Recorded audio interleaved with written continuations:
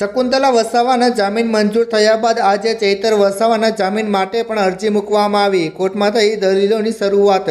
વકીલ સાહેબ આ વખતે કાચું મૂકવાના મૂડમાં નથી। જેલમાંથી બહાર આવતા જ શકુંતલાબેને કર્યો મોટો ખુલાસો। મિત્રો, આપણે જાણીએ છીએ કે વનકર્મી પર જે હુમલો થયો હતો તે ચર્ચિત કેસમાં ડેડિયાપાડાના આમ આદમી પાર્ટીના ધારાસભ્ય ચૈતર વસાવા અને તેમના પત્ની શકુંતલા વસાવા સહિત કુલ 9 લોકોને કોર્ટે 7 વર્ષની સજા ફટકારી હતી। આટલી મોટી સજા બાદ રાજકીય અને સામાજિક સ્તરે ભારે હલચલ મચી ગઈ હતી। પરંતુ તાજેતરમાં કેસમાં એક નવો મોડ આવ્યો છે, જ્યારે નામદાર હાઈકોર્ટ દ્વારા એક પછી એક આરોપીને રાહત મળવાની શરૂઆત થઈ ગઈ છે। ગઈકાલે શકુંતલા વસાવા સહિતના અન્ય લોકો વડોદરા જેલમાંથી મુક્ત થઈને બહાર આવ્યા છે। જેલની બહાર આવતાની સાથે જ શકુંતલા વસાવા દ્વારા આ સમગ્ર મામલે એક મોટો ખુલાસો કરવામાં આવ્યો છે અને પોતાની પ્રતિક્રિયા આપી છે કે હાલમાં ભારે ચર્ચાનો વિષય બની ગયો છે। ગઈકાલે જ્યારે વડોદરા જેલની બહાર શકુંતલા વસાવા અને અન્ય લોકો આવ્યા ત્યારે આમ આદમી પાર્ટીના રાષ્ટ્રીય સંયુક્ત સચિવ ઈસુદાન ગઢવી અને અન્ય પાર્ટી નેતાઓ તેમને આવકારવા માટે જેલ પહોંચ્યા હતા। ત્યાં પહોંચીને તમામ નેતાઓ અને સમર્થકો દ્વારા જેલમુક્ત થયેલા લોકોનું ભવ્ય સ્વાગત કરવામાં આવ્યું હતું અને તેમને ફૂલહાર પહેરાવીને સન્માનિત કરવામાં આવ્યા હતા। આ દરમિયાન રાજપીપળાની અંદર ચૈતર વસાવાના સમર્થકોમાં એક મોટો કાર્યક્રમ પણ યોજાયો હતો, જ્યાં મોટી સંખ્યામાં લોકો હાજર રહીને પોતાનો ટેકો જાહેર કરી રહ્યા છે।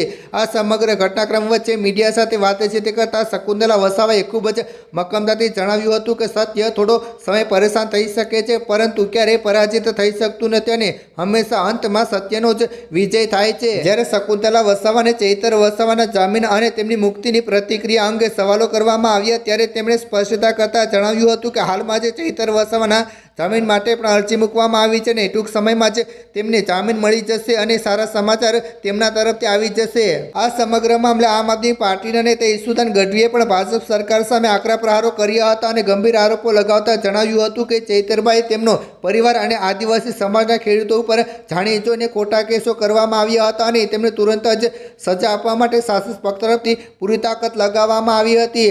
ઈસુદાન ગઢવીએ વધુમાં ઉમેર્યું હતું કે આ સમગ્ર કેસ સંપૂર્ણપણે ફરજી અને રાજકીય ઇરાદાથી બનાવવામાં આવ્યો હતો, જેથી ચૈતર વસાવા ડરી જાય અને આદિવાસી સમાજનો અવાજ બનીને ઊભા ન રહી શકે। ભાજપનો મુખ્ય હેતુ એ હતો કે ચૈતર વસાવા આદિવાસી સમાજના જળ, જંગલ અને જમીનના હકો માટે સવાલો ન ઉઠાવે અને ત્યાં મોટી કોર્પોરેટ કંપનીઓ સરળતાથી આવી શકે, પરંતુ તેમના મોટું ષડયંત્ર હવે ધ્વસ્ત થઈ ચૂક્યું છે।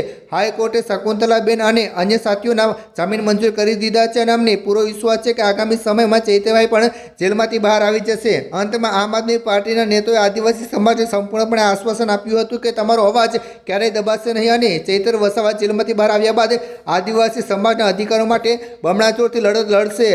સરકારને ચેતવણી આપતા જણાવવામાં આવ્યું હતું કે વારંવાર આવા ષડયંત્રો રચવાથી સરકારને જ નુકસાન થઈ રહ્યું છે, કારણ કે અંબાજીથી લઈને ઉમરગામ સુધીની આદિવાસી યુવાનોમાં ભારે રોષ પ્રવર્તી રહ્યો છે। તેથી હવે આવા ખોટા કેસો અને ષડયંત્રો બંધ કરવા જોઈએ।